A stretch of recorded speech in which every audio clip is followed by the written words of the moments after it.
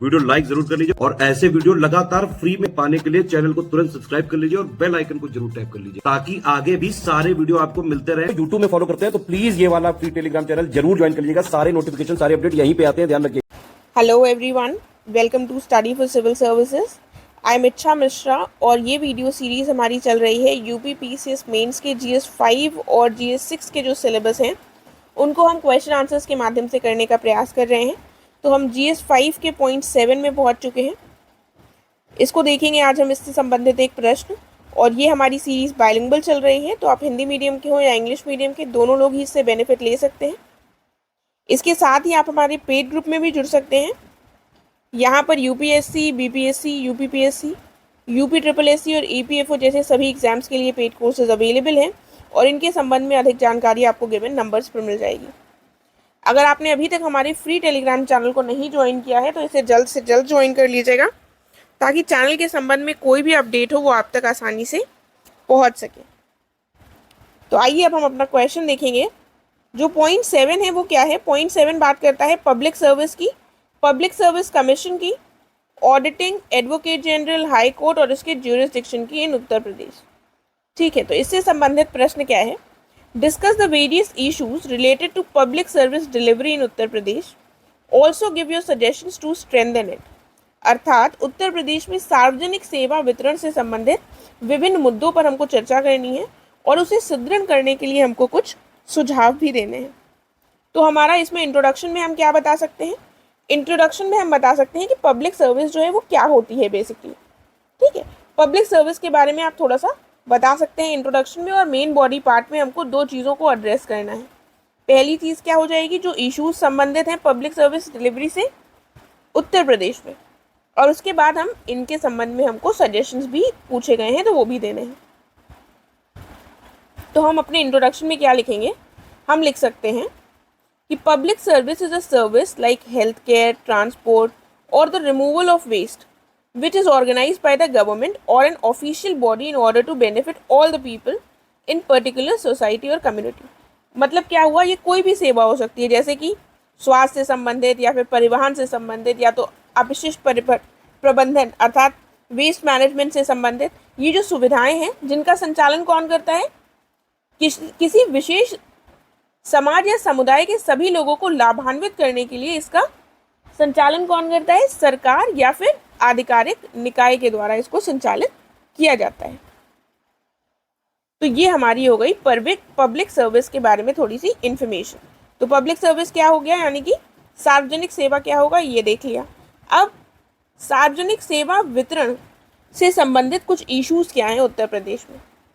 तो सबसे पहला इशू क्या हो जाएगा? अगर आप सोचिए, आप इन पॉइंट्स को मत भी देखिए, तब भी आप अगर खुद सोचने का प्रयास कीजिए तो इश्यूज आप बता सकते हैं। सबसे पहली प्रॉब्लम तो हो जाती है कि उत्तर प्रदेश के पास इतनी बड़ी जनसंख्या है कि उसको टैकल करना बहुत टफ हो जाता है। ठीक है, तो बड़ी आबादी की पहली प्रॉब्लम हो जाती है।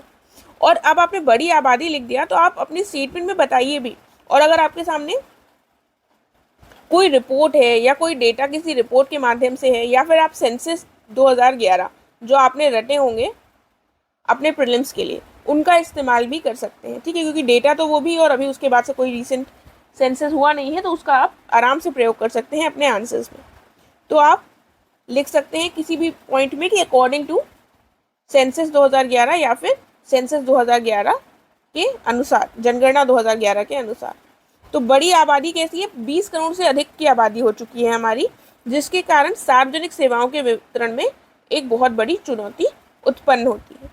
अगला पॉइंट क्या है? गरीबी, बेरोजगारी और असमानताएं, यानी कि इतनी ज़्यादा पावर्टी, अनएम्प्लॉयमेंट और इनइक्वालिटीज़ है कि पब्लिक सर्विस डिलीवरी जो है वो उतनी एफिशिएंट नहीं है और इसके समक्ष एक समस्या उत्पन्न होती है। बड़ी आबादी के पास हम देखते हैं उत्तर प्रदेश की मूलभूत सुविधाएं जो हैं उनका अभाव है इन कारणों से। एक ये इशू हो गया। उसके बाद क्या इशूज़ हैं? अगला इशू हो जाता है निम्न साक्षरता दर। अब निम्न साक्षरता दर में आप यहाँ पर जनगणना 2011 का इस्तेमाल कर अपना डेटा दे सकते हैं कि राज्य की केवल 67.7% जनसंख्या ही साक्षर है। ये भी एक समस्या के रूप में दिखाई देती है हमारी सार्वजनिक सेवा वितरण में। उसके बाद क्या है? खराब अवसंरचना, यानी कि पुअर इंफ्रास्ट्रक्चर। विद्युत आपूर्ति की कमी रहती है, स्वास्थ्य सुविधाओं की कमी है, सड़क नेटवर्क नहीं है प्रॉपर, और जो पब्लिक ट्रांसपोर्ट है इसका अभाव है। इन सारे कारणों से प्रभावी ढंग से हम सार्वजनिक सेवाएं जो है वो प्रदान नहीं कर पाते हैं और उसमें समस्या उत्पन्न होती है। आगे देखते हैं। देखिए, आप इसको ऑलरेडी पॉइंट को कवर कर चुके हैं, तो आप चाहें तो इस पॉइंट को यहाँ पर ना भी लिखें, अदरवाइज अगर आपने वहाँ पर नहीं लिखा है तो आप इसको एक अलग पॉइंट की तरह भी लिख सकते हैं। इनएडिक्वेट हेल्थ केयर फैसिलिटीज़, स्वास्थ्य पेशेवरों और डॉक्टरों की कमी ही राज्य में खराब स्वास्थ्य प्रणाली का एक प्रमुख कारण बन रही है। तो ये पॉइंट हो गया हमारा एक स्वास्थ्य सुविधाओं से संबंधित। अगला क्या हो गया? करप्शन की समस्या।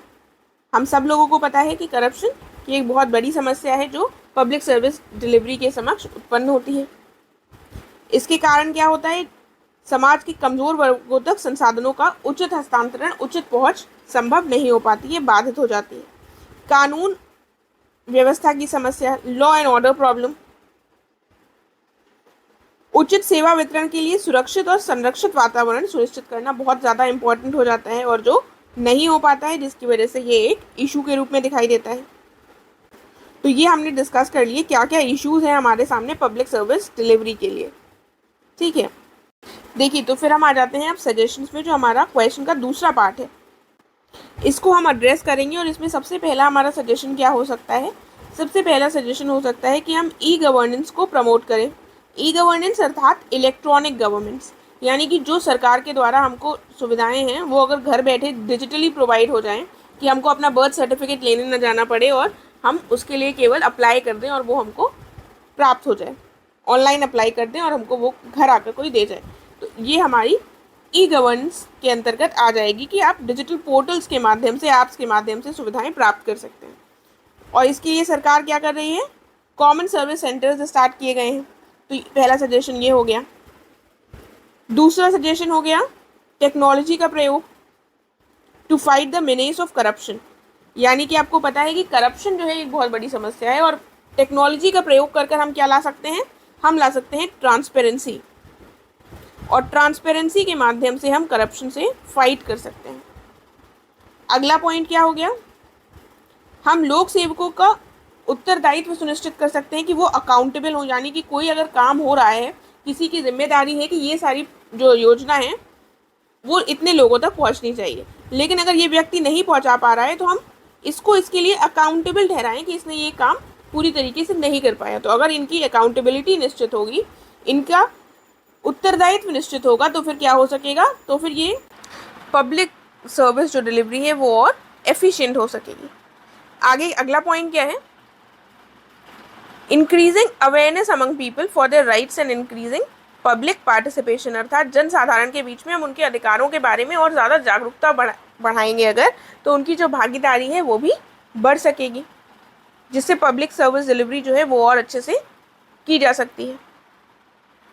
और जो भी सरकारी योजनाएं हैं, यहाँ पर आप एग्जाम्पल भी दे सकते हैं, उनका हम प्रॉपर इम्प्लीमेंटेशन करें। ये भी बहुत इंपॉर्टेंट है, क्योंकि जो कई बार हम देखते हैं कि योजनाएं बहुत अच्छी होती हैं लेकिन अपने कार्यान्वयन की में कमी के कारण उनका सही से वो नहीं चल पाती हैं। आप इसमें क्या एग्जाम्पल दे सकते हैं? कौन सी यहाँ पर योजनाओं के बारे में आप बता सकते हैं? तो यहाँ पर आप प्रयास कीजिएगा कि जो यूपी गवर्नमेंट के द्वारा शुरू की गई योजनाएं उनके बारे में आप बताएं। जैसे आप बता सकते हैं कि यूपी गवर्नमेंट विडो पेंशन देती है और महिलाओं को पेंशन देती है, तो उनके बारे में बता सकते हैं कि अगर ऐसी योजनाओं का प्रॉपर इम्प्लीमेंटेशन हो। इसमें आप बता सकते हैं कि यूपी में महिला सामर्थ्य योजना की शुरुआत की गई है बेसिकली। तो अगर ये सारी योजनाएं जो गवर्नमेंट के द्वारा लाई जाती हैं, इनको प्रॉपरली इम्प्लीमेंट किया जाए तो उसके बेनिफिट्स ज़्यादा हो सकते हैं। ठीक है, आगे क्या है? राज्य में अधोसंरचना का विकास, इंफ्रास्ट्रक्चर का डेवलपमेंट बहुत ज़्यादा इंपॉर्टेंट है। एग्जाम्पल आप कह सकते हैं पूर्वांचल और गंगा एक्सप्रेसवे जो है, इनका निर्माण सही दिशा में उठाया गया कदम है, यानी कि एक सही कदम है सरकार के द्वारा। तो इसी तरीके से और इंफ्रास्ट्रक्चर को डेवलप करने की ज़रूरत है। तो आप आपने जैसे मान लीजिए 5-6 पॉइंट्स लिखे हैं, तो उसमें से आप 2-3 पॉइंट्स में एग्जाम्पल दे सकते हैं, तो वो आपका आंसर जो है उसमें वैल्यू ऐड कर देगा। राइट, तो हमने ये डिस्कस कर लिए हैं। और यहाँ पर आपने जैसे यहाँ पर कॉमन सर्विस सेंटर का एग्जाम्पल दिया, इसके साथ ही आप किसके बारे में बता सकते हैं? जो सरकार के द्वारा लोकवाणी प्रोजेक्ट शुरू किया गया। ठीक है, तो ये इस तरीके से हम ई गवर्नेंस को और ज़्यादा प्रमोट कर सकते हैं। और हम कंक्लूड कैसे कर सकते हैं? कंक्लूजन में हम लिख सकते हैं कि जो सक्सेस है इन कदमों का वो किस पे डिपेंड करता है, ये जो स्टेप्स बताए गए हैं इनका सक्सेस किस पे डिपेंड करता है? इसका सक्सेस डिपेंडेंट है बहुत सारे एप्रोप्रिएट रिफॉर्म्स में, जो कि काफ़ी सारे फ्रंट से लिए जाने की ज़रूरत है, जिसमें गवर्नमेंट भी है, प्राइवेट सेक्टर भी है और सिविल सोसाइटी, और हम इंडिविजुअल्स यानी कि हम सिटीजन्स भी इसमें शामिल हैं। तो अगर सब लोग मिलकर कुल मिलाकर अगर कदम उठाते हैं तो पब्लिक डिलीवरी सिस्टम जो है वो और ज़्यादा एफिशिएंट और इफ़ेक्टिव हो सकता है। और अल्टीमेट एम क्या है हमारा कि इंश्योर करना क्वालिटी पब्लिक सर्विसेज। तो ये हमारा कंक्लूजन हो सकता है। आई होप आपको समझ में आ गया होगा, और इसके साथ हमारा ये कंप्लीट हो गया है। अब हम मिलेंगे नेक्स्ट वीडियो में। Thank you so much.